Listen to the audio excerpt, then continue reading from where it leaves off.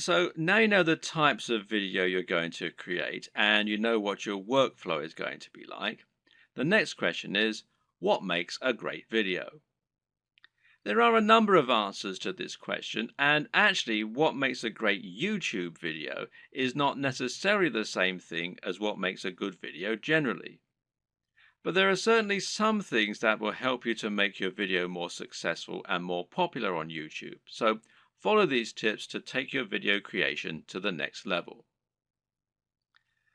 Statistically, videos on YouTube that are shorter tend to do better. And in fact, this will also help you out as it means you can upload several videos a week rather than just one.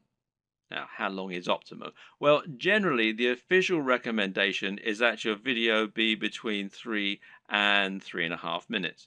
However, anything under 10 minutes is generally going to be fine.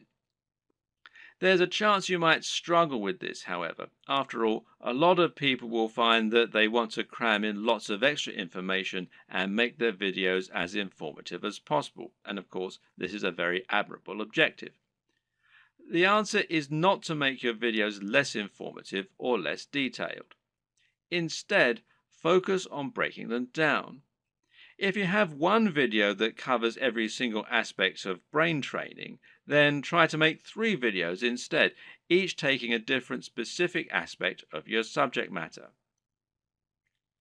Another way to make your videos shorter and more impactful is to cut out the fluff. People click on videos because they want answers to a question or because they want entertainment. Thus, your objective should be to try and provide them with those things as quickly as possible and not to fill your videos with long, unnecessary chatter. Instead, just get to the point right away.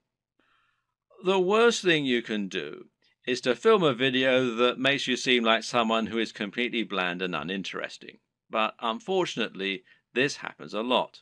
And it's not because the people making those videos are bland and uninteresting. Rather, it's worth noting that the camera will sap energy, and if you're being somewhat charismatic, then that's not enough.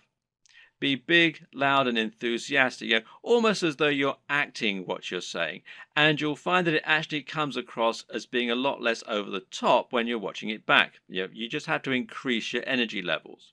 Meanwhile, let your sense of humor show. Let your personality and preference come across, and try not to just read your script as though you were reeling it off in an English class. It takes practice, but don't worry, this will come with time, and the best way to learn is just to practice. Also, it's very important to stand out and be different.